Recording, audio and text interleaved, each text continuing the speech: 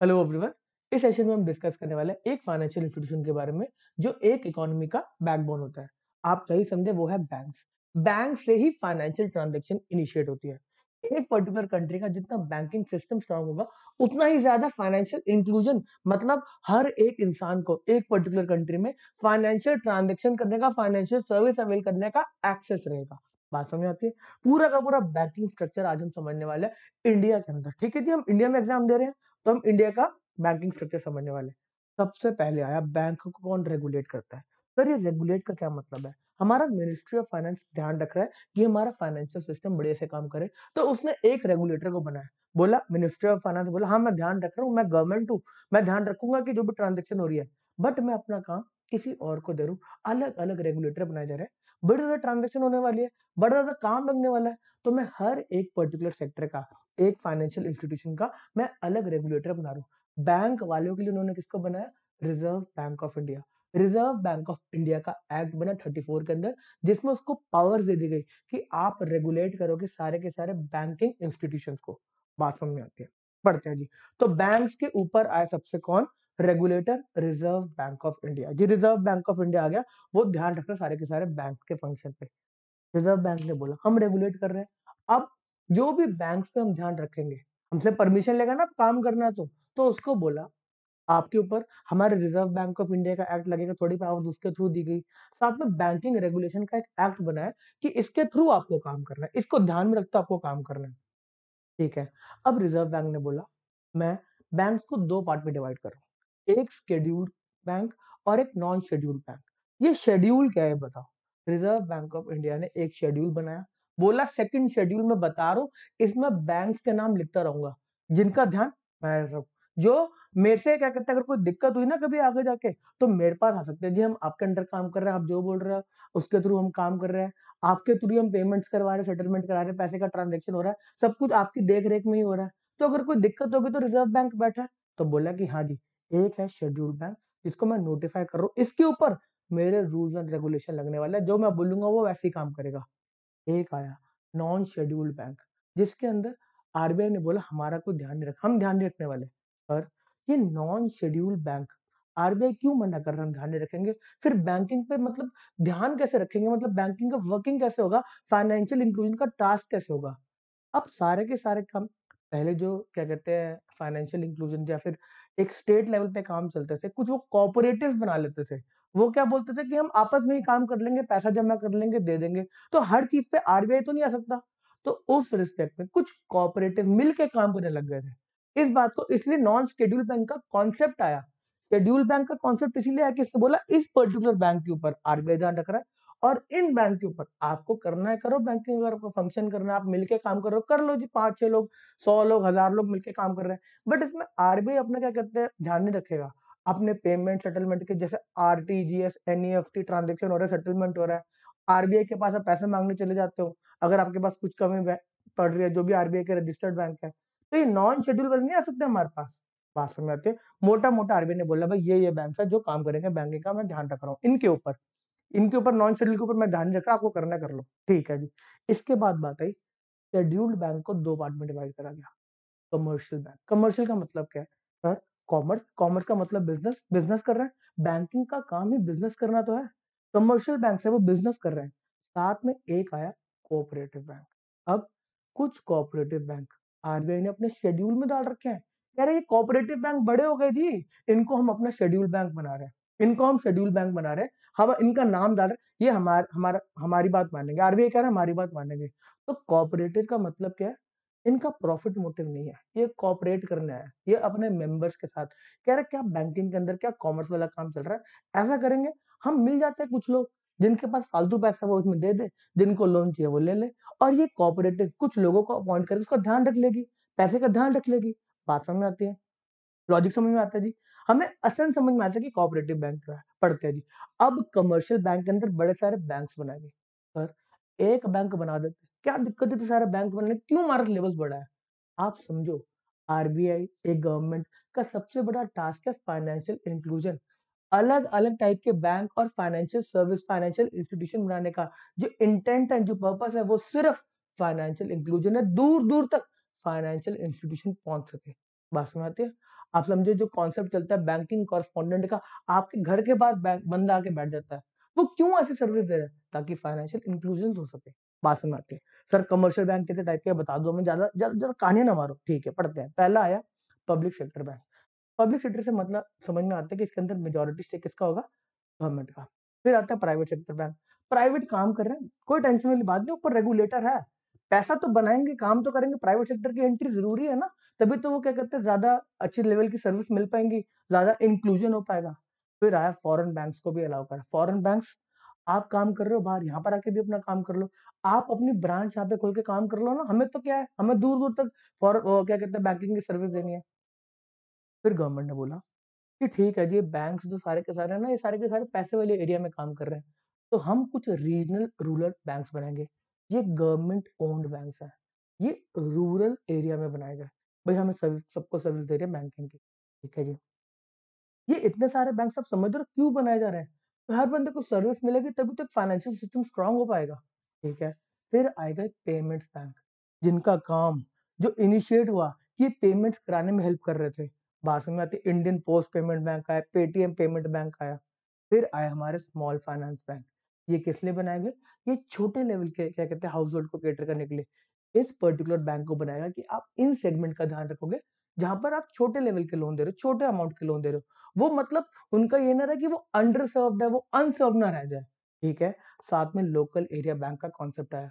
Local area bank का concept आज के टाइम पे सिर्फ 2 लोकल एरिया बैंक रह गए।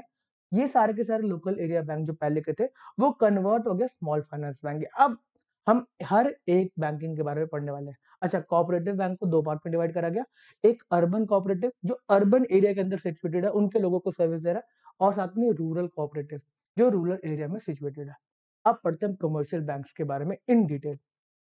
चलो जी। अच्छा, इंपॉर्टेंट टर्म्स पढ़ते हैं। पहले तो बैंकिंग टर्म का मतलब समझते हैं। बैंकिंग टर्म क्यों इंपॉर्टेंट है आपको आगे जाके पता चलेगा। बैंकिंग के टर्म को हम अच्छे से समझेंगे।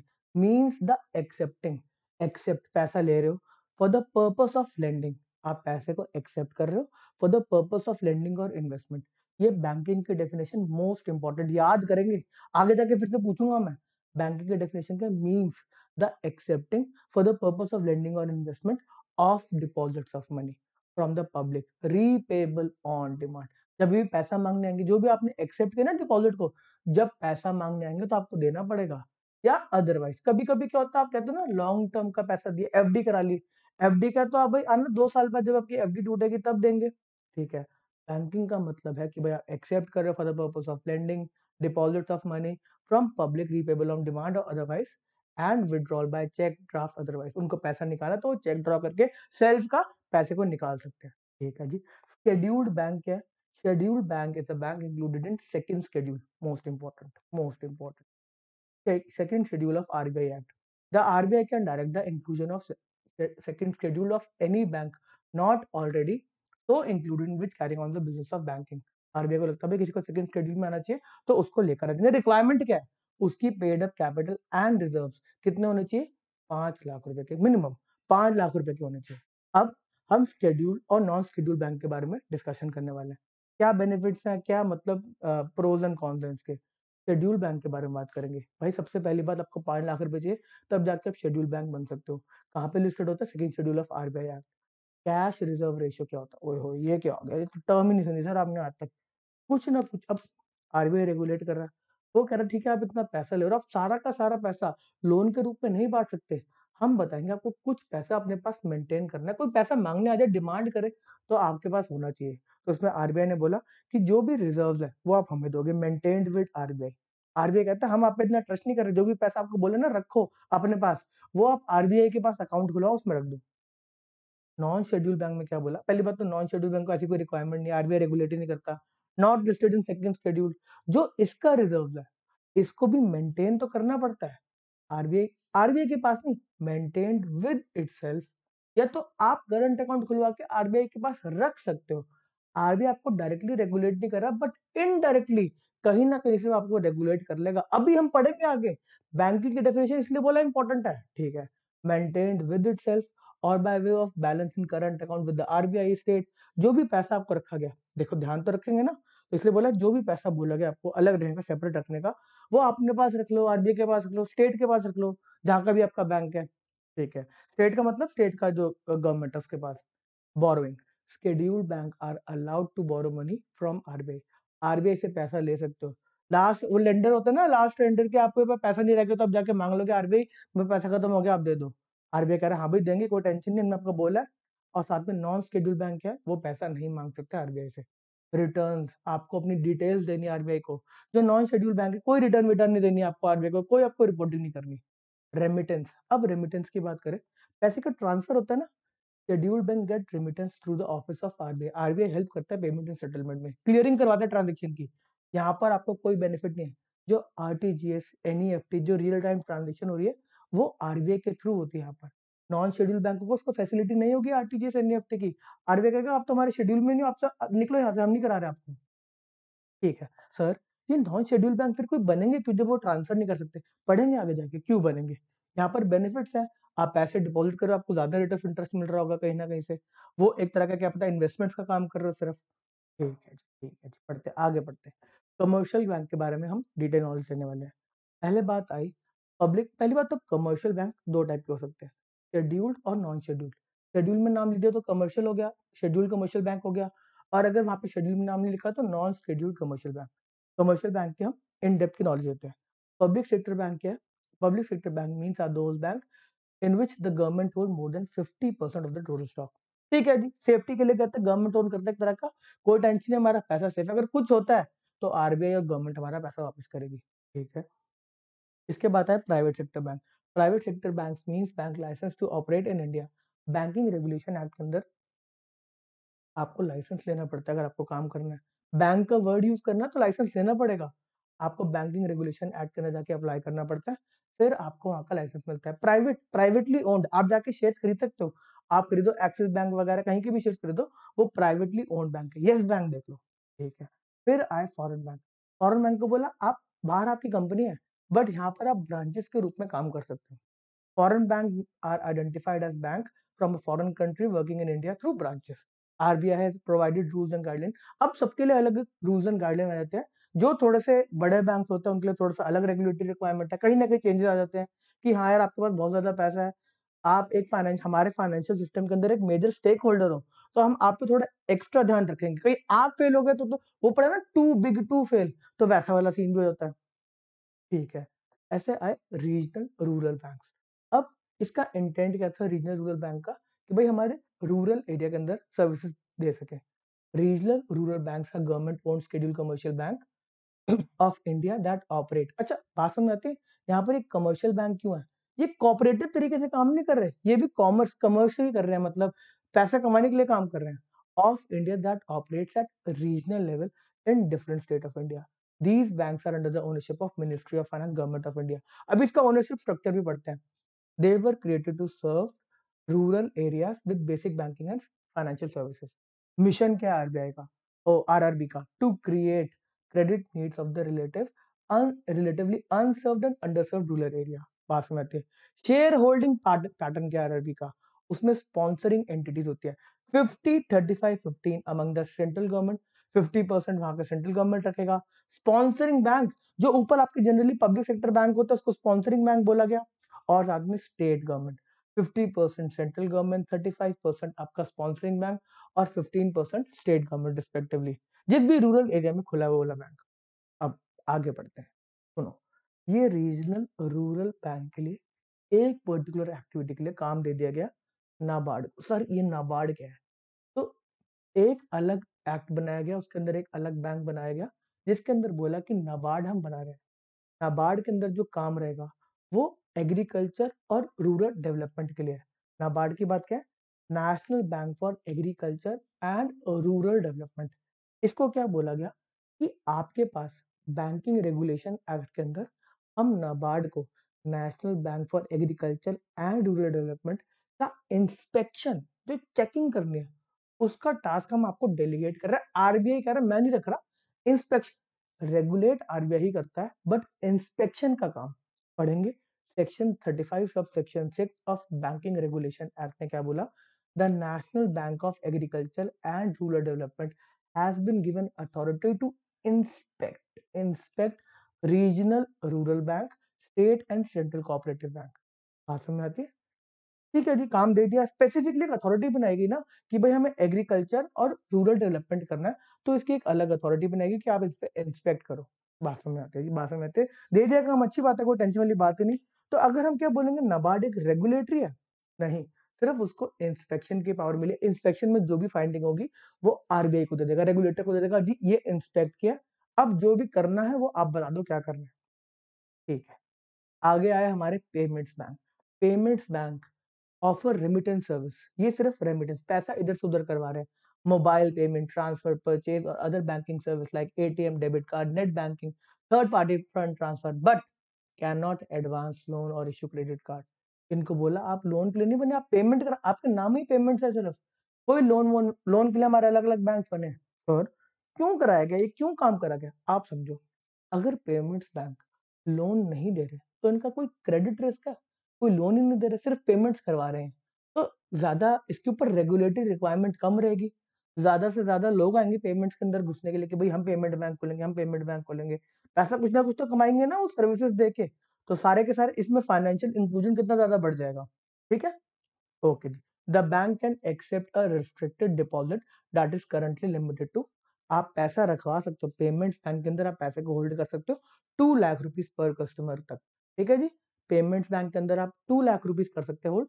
अब 2 लाख रुपीज है तो क्या आप 2 लाख रुपीज होल्ड कर सकते हैं, तो क्या पता डेबिट कार्ड भी इशू कर सकते हैं, लॉजिकली कर सकते हैं, तो हो सकते हैं डेबिट कार्ड इशू। बट क्या क्रेडिट कार्ड इशू हो सकते हैं?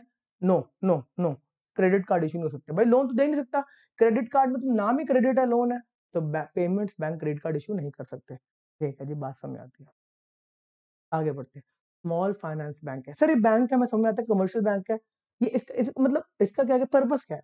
स्मॉल का मतलब क्या है? Small finance bank refers to the importance given to the objective of serving the section that is excluded and not the size of a bank, that at least 50% of the loan portfolio जो भी loan दिया जा रहा है इस bank के through should comprise of loan up to 25 lakh. ये बड़े बड़े कॉर्पोरेट्स को लोन नहीं देना आपका काम, 25 लाख तक के लोन वाले, कि आप इससे ज्यादा लोन नहीं दे सकते। इन लोगों को आइडेंटिफाई करो, आप उनका बिजनेस बढ़ाने में उनकी हेल्प करो। ठीक है जी, बिजनेस के लिए, हाउसिंग, किसी भी चीज के लिए आप पैसा दे सकते हो। अब आते हैं local area bank. Local area से हमें समझ में आता है कि वो एक दो डिस्ट्रिक्ट के अंदर काम कर रहे हैं। Perform banking function in limited area of 2 or 3 contagious district. This would enable the mobilisation of rural saving by local institution. अब ज्यादातर जो लोकल एरिया बैंक है वो सारे के सारे स्मॉल फाइनेंस में कन्वर्ट हो चुके हैं, अभी तक 2 ही बचे हैं, आगे जाके ये भी खत्म हो जाएंगे। ठीक है, एक कॉन्सेप्ट है यहाँ पे डिफरेंशिएटेड बैंक। अब ऊपर जो भी हम बैंक सिस्टम पढ़कर आ रहे हैं, अगर वो कोई स्पेसिफिक एक्टिविटी के लिए बना दिया गया तो उसका नाम कर, उसको बोलते हैं हम डिफरेंशिएटेड बैंक। स्पेसिफिक एक्टिविटी के लिए कोई बन रहा है, पढ़े तो आपके हिसाब से सर ये जो स्मॉल फाइनेंस बैंक है, जो 25 लाख तक का लोन दे रहा है, ये भी डिफरेंशिएटेड है? करेक्ट। लोकल एरिया में सर्व करा, ये भी डिफरेंशिएटेड है। हाँ सर, ये लोकल एरिया इसका अलग पार्ट है। अगर बात करें पेमेंट वाला काम कर रहा है, वो सिर्फ पेमेंट का काम कर रहा है, नॉर्मल बैंकिंग तो नहीं कर रहा, ये भी डिफरेंशिएटेड है, ये भी डिफरेंशिएटेड है। आर बी सर, ये भी तो क्या कहते हैं, सिर्फ रूरल एरिया के अंदर बैंकिंग सर्विसेज दे रहा है, तो ये भी डिफरेंशिएटेड है, ये भी डिफरेंशिएटेड। बाकी के सारे बैंक के अंदर स्पेसिफिक काम कोई नहीं बोला कि फॉरेन बैंक हमको यही करना है, प्राइवेट सेक्टर बैंक आपको यही करना है, सेक्टर सेंक्शन सेक्टर है ये, ऐसी पब्लिक सेक्टर बैंक आपको यही करना है, इनको स्पेसिफिक कुछ नहीं बोला ना। तो बाकी सारे बैंक डिफरेंशिएटेड बैंक। अगर हम कोऑपरेटिव सोसाइटी, कोऑपरेटिव बैंक की बात करें, तो वो भी डिफरेंशिएटेड बैंक है। डेफिनेशन पढ़ते हैं। Differentiated banks are banking institution that are licensed by RBI to provide specific banking service and product. General banking का काम नहीं, स्पेसिफिक चीजों के लिए आपको बनाया गया। Differentiated banks are distinct from the universal bank as they function in a niche segment. One of the major objective to create differentiated bank is to promote financial inclusions and payment. हमें पता है intent क्या है, ये line हमें पता है, दिल से निकल गई थी हमारे कि क्यों है ये डिफरेंशिएटेड बैंक। ठीक है जी, आगे पढ़ते हैं। कोऑपरेटिव बैंक का स्ट्रक्चर। अब कमर्शियल बैंक हम पढ़ के आ चुके हैं। ये कोऑपरेटिव जो कोऑपरेट कर रहे हैं, आप इनके बारे में समझाओ, ये कैसे वर्किंग करते हैं। पहली बात, इसके अंदर कोई प्रॉफिट मोटिव नहीं है, इसके अंदर सारे मिलके काम कर रहे हैं, मेंबर्स ही ओनर्स हैं, वही पैसा लेके जा रहा है, वही कस्टमर है। ठीक है जी, कोऑपरेटिव बैंक के अंदर एक आया urban cooperative bank. Urban cooperative bank के अंदर जो अर्बन एरिया के अंदर है। फिर आया रूरल कोऑपरेटिव बैंक। अब अर्बन कोऑपरेटिव बैंक को भी 2 पार्ट में डिवाइड करा गया। एक जिस पे आरबीआई का ध्यान है, scheduled commercial, scheduled operative bank, cooperative bank, scheduled cooperative bank. Sir हमें पता चल गया, इसको समझाने की जरूरत नहीं क्या मतलब है इसका। Non scheduled cooperative bank, rural cooperative bank को दो पार्ट में डिवाइड करा गया, दो टाइप के फंक्शंस में डिवाइड करा गया। एक शॉर्ट टर्म लेंडिंग जो कर रहा है, शॉर्ट टर्म पर्पस के लिए लेंडिंग कर रहा है, और एक लॉन्ग टर्म पर्पस के लिए लेंडिंग। लॉन्ग टर्म की जो लेंडिंग कर रहा है इस रूरल एरिया के अंदर, रूरल कोऑपरेटिव बैंक में, उसको डेवलपमेंट बैंक बोला गया। ओए होए, देखो इन दोनों के नाम के अंदर डेवलपमेंट बैंक आ रहा है, डेवलपमेंट बैंक। पढ़े इसके बारे में, पढ़े इसके बारे में। पहले कोऑपरेटिव बैंक के बारे में समझ। Cooperative bank is a small side financial entity where its member are the owner, ठीक है, customer of the bank. Cooperative bank are primary registered as cooperative societies. अब कोऑपरेटिव सोसाइटी जनरली हर एक state का एक अलग रजिस्ट्रार होता है, स्टेट का रजिस्ट्रार होता है, तो वो उस पर्टिकुलर एक्ट के अंदर रजिस्टर होता है, स्टेट के कोऑपरेटिव एक्ट के अंदर। स्टेट कोऑपरेटिव एक्ट होता है, अगर अलग अलग स्टेट के अंदर बड़ा हो गया वो वाला पर्टिकुलर बैंक, तो multi state cooperative society act के अंदर रजिस्टर हो जाता है if the area of operation of the bank x tends beyond the boundary of one state. एक स्टेट से ज्यादा तो वो मल्टी स्टेट कोऑपरेटिव सोसाइटी बन जाता है, जो कि एक तरह का, इसके अंदर जो रजिस्ट्रार होता है ना, तो ध्यान रख रहा है, उसको बोलते हैं सेंट्रल रजिस्ट्रार, ठीक है जी। These bank have been opened with the motto of no profit no loss, no profit no loss, and does not seek for the profitable ventures and thing for customers only, ठीक है जी, ठीक है जी, ठीक है जी, ठीक है जी, पढ़ते हैं आगे। They work on the principle of one person one vote. इसका क्या मतलब है? जनरली जो शेयर होल्डिंग होती है, जिसके पास जितने शेयर होते हैं, जितना पैसा इन्वेस्टेड होता है, उसके पास उतने वोट होते हैं। बट इस केस के अंदर बोला कोऑपरेटिव के अंदर वन पर्सन वन वोट है। शेयर वाला चक्कर नहीं, अगर कोई 50% शेयर होल्ड करता है, उसकी 50% शेयर होल्डिंग, ऐसा वाला चक्कर नहीं है। यहाँ पर हम कोऑपरेटिव तरीके से काम कर रहे हैं, तो यहाँ पर वन पर्सन वन वोट है, डेमोक्रेटिक हो गया ज्यादा, ठीक है। Since these bank are owned by the members, the board of director is chosen democratically and they can be responsible for controlling the organisation. Farmer can avail agriculture loan on minimum rate of interest, ठीक है जी। फायदा तो यही हुआ ना, cooperative में अपना पैसा इकट्ठा किया, आपने लोगों को दे दिया, तो रेट ऑफ इंटरेस्ट भी कहेंगे मिनिमम चार्ज करो यार, अपने ही बंदे हैं, ठीक है। जो भी अर्निंग होगी थोड़ा बहुत पास ऑन कर देंगे जिन्होंने पैसा दिया, ठीक है। Providing ease and accessible loans and credit benefit in the rural area, ठीक है। अब अर्बन कोऑपरेटिव बैंक के बारे में बात करेंगे, जो middle class, lower middle class population को सर्व करे। अर्बन कोऑपरेटिव बैंक, ठीक है। इसकी जो रेगुलेशन है, वो दो लोगों के पास रेगुलेशन आ गई, under the dual regulation by state registrar of societies.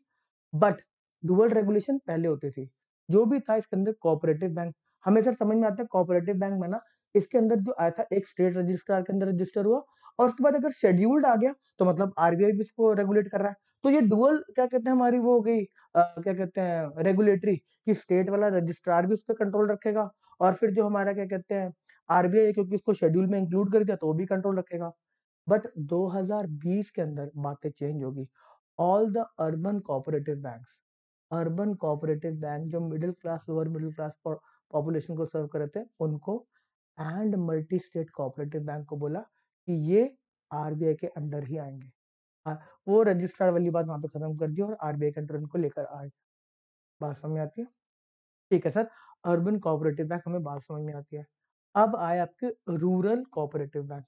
The rural cooperative bank rural area को कर रहे हैं, जिनको फर्दर डिवाइड करा गया, short term cooperative credit structure. आप शॉर्ट टर्म लेजर का क्या कहते हैं एडवांसेस दे रहे हो, एक है आपके लॉन्ग टर्म, लॉन्ग टर्म वालों को क्या बोलेगा, डेवलपमेंट बैंक्स। अब short term credit cooperative credit structure के अंदर क्या होता है, इसमें तीन पार्ट है। अब पढ़ते हैं इसमें क्या। सबसे पहला है primary agriculture credit society, PACS, famously known as. अब इसके अंदर तीन पार्ट्स हैं। तीन पार्ट क्या है? Primary agriculture credit societies directly RBI के पर्व्यू के अंदर नहीं आती, आरबीआई रेगुलेट नहीं करता। इन्होंने अलग अलग क्या कहते हैं एक फंक्शनिंग का स्ट्रक्चर बना रखा है। सबसे ऊपर आएगा स्टेट कोऑपरेटिव बैंक, ये स्टेट कोऑपरेटिव बैंक जो एक स्टेट का एपेक्स बॉडी होगा। इसके अंदर आएंगे डिस्ट्रिक्ट सेंट्रल कोऑपरेटिव बैंक, और उनके अंदर सबसे ग्रास रूट लेवल पे आएंगे प्राइमरी एग्रीकल्चर क्रेडिट सोसाइटी, जो एक्चुअल के अंदर लोन दे रहे होंगे, नीचे लेवल पे जो काम करे एग्रीकल्चर वाले। पढ़ते हैं इसके बारे में। Primary agriculture credit society means a cooperative society, the primary objective of principal business of which is to provide financial accommodation to the member of for agriculture purpose of other purpose connected with the agriculture activity. Credit from the SCBs, SCBs, state cooperative bank का credit is transfer to district level पे जो काम कर रहे हैं, पहले state level पे काम करे, एपेक्स बॉडी उसके अंदर कौन है, डिस्ट्रिक्ट वाले, डिस्ट्रिक्ट के अंदर कौन है, प्राइमरी एग्रीकल्चर क्रेडिट सोसाइटी। तो स्टेट लेवल पे जो काम कर रहे हैं वो ट्रांसफर करते हैं डिस्ट्रिक्ट सेंट्रल कोऑपरेटिव बैंक को पैसा, they the operate that operate at the district level. और फिर ये DCCB, district central cooperative bank, ये किसको करते हैं, ये काम करते हैं पीए, ये work with PACS which deal directly with the farmer. और PACS, primary agriculture credit societies, work directly with the farmers grass root level पे। अब समझते हैं। अब जो ये स्टेट कोऑपरेटिव बैंक्स हैं, इनके ऊपर रेगुलेशन है किसका, आरबीआई का। ओए होए होए, इसके ऊपर आरबीआई रेगुलेट कर ही रहा है, इसके ऊपर आरबीआई रेगुलेट कर रहा है। पढ़ते हैं। ठीक है जी, डिस्ट्रिक्ट सेंट्रल कोऑपरेटिव बैंक है, इनको सेंट्रल कोऑपरेटिव बैंक्स भी बोला जाता है, are at the intermediate level, इन दोनों के बीच में means the principal cooperative society at the district in a state, the primary objective of which is functioning of other cooperative societies in that district। District के अंदर जितने भी primary agriculture PACS है, उनका ध्यान रखेगा कि ढंग से काम करे नहीं करे। स्टेट के अंदर एक बड़ा आया, स्टेट का apex body, state cooperative banks means the principal cooperative society in a state. एक स्टेट के अंदर प्रिंसिपल कोऑपरेटिव सोसाइटी बनाई जाएगी। अब आपको समझ में आ रहा है, कोऑपरेटिव सोसाइटी को जिनको शेड्यूल में रखा होगा, डाला होगा आरबीआई ने, वो इनको डाला होगा, इनको बोला तुम्हारे ऊपर हम ध्यान रख रहे हैं और तुम आगे बाकी सारे के सारे लोग जो तुम्हारे अंडर बैंक में आके काम करे, उनका ध्यान तुम रख रहे हो। बात समझ आती, क्या क्या क्या स्ट्रक्चर बनाया गया। Means the principal cooperative society in the state, the primary object of which is to financing of other cooperative society in the state. State के अंदर जितने भी कोऑपरेटिव सोसाइटीज हैं जो ग्रास रूट लेवल पे काम कर रहे हैं, उनका ध्यान रखो, उनको फाइनेंसिंग प्रोवाइड करोगे, और तुम्हारे ऊपर ध्यान रख रहा है आरबीआई। इनडायरेक्टली देख रहे हो, इनडायरेक्टली आरबीआई ध्यान रख रहा है इनके ऊपर। The state cooperative bank DCCBs are registered with the provision of State Cooperative Society Act and regulated by RBI। ओए होए होए, मजा आ गया, यहाँ पे क्लैरिटी मिल गई कि भाई ये स्ट्रक्चर कोऑपरेटिव का कैसे काम कर रहा है। अंडर सेक्शन 35 सब सेक्शन 6 हम ऊपर पढ़ के आ चुके हैं कि नाबार्ड को फंक्शन दिया गया इंस्पेक्ट करने का आरआरबी को, और साथ ही साथ state state and central cooperative bank. यहाँ पर ये दोनों वर्ड क्लियर हो गए। स्टेट का मतलब स्टेट कोऑपरेटिव बैंक, और सेंट्रल का मतलब district central cooperative bank. Clarity मिल गई, क्लैरिटी मिल गई, क्लैरिटी मिल गई, यहाँ पर बात क्लियर हो गई। पढ़ेंगे, अभी बात खत्म नहीं हुई। अब कोऑपरेटिव बैंक के अंदर एक long term cooperative credit structure आया, जिसको बोला गया डेवलपमेंट बैंक का काम करेंगे। The primary cooperative agriculture and rural development banks are at the district level. और स्टेट वाला क्या है, इसके अंदर वो इंटरमीडिएट लेवल नहीं आया। फिर आया आपका स्टेट कोऑपरेटिव एग्रीकल्चर, एक तरह का लॉन्ग टर्म का ये क्रेडिट देते हैं।